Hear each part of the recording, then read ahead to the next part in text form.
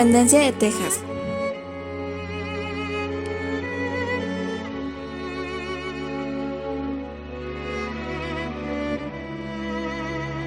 ¿Qué fue?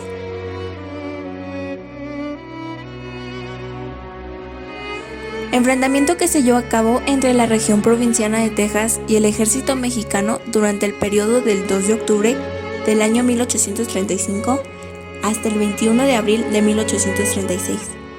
Es de destacar que para estos años la población de Texas le pertenecía al país mexicano.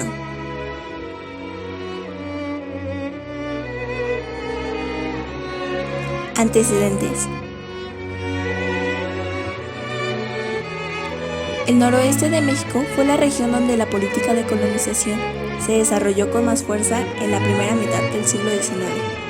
Antes de la independencia, el gobierno español había intentado colonizar Texas con inmigrantes de las Islas Canarias y con gente de Florida, luego de que en 1817 España cediera ese territorio a Estados Unidos. Todavía a principios de 1821, el gobierno virreinal invitó más gente a poblar Texas. Algunos de estos colonos eran anglosajones, que hablaban poco español. Después de la independencia, esta emigración aumentó de manera considerable. Al gobierno mexicano le pareció una gran idea la migración de gente que creía civilizada, aun cuando los recién llegados eran protestantes y tenían esclavos, dos cosas que las leyes del país no permitían. Así, para 1830, la mayoría de la población de Texas eran de origen anglosajón. Causas.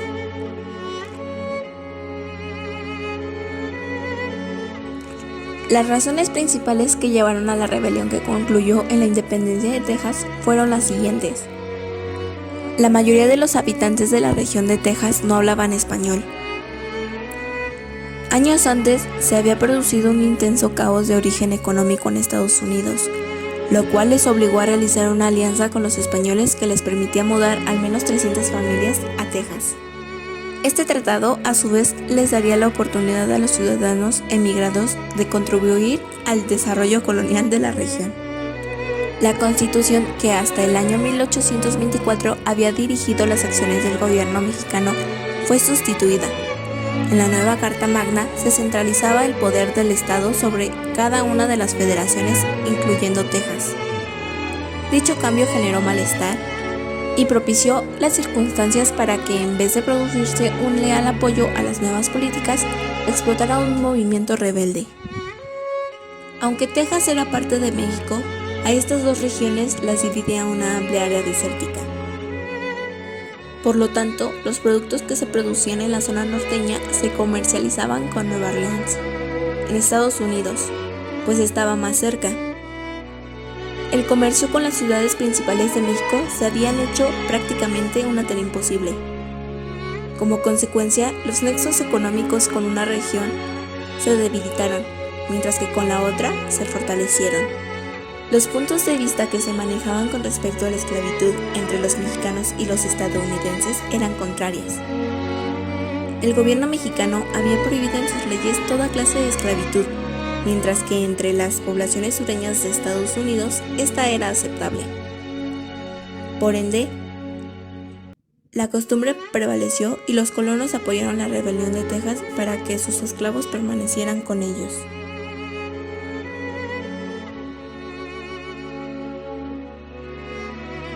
Desarrollo.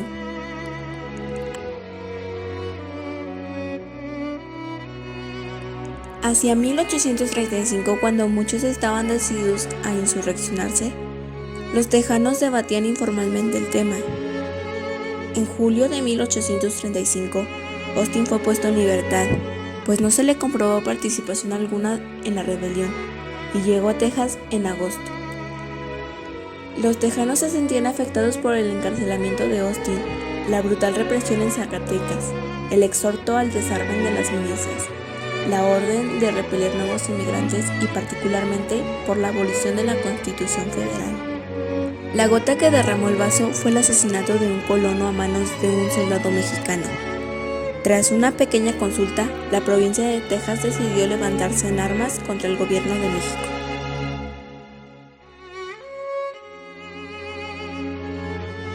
En las batallas de independencia de Texas resaltó la participación de los siguientes personajes.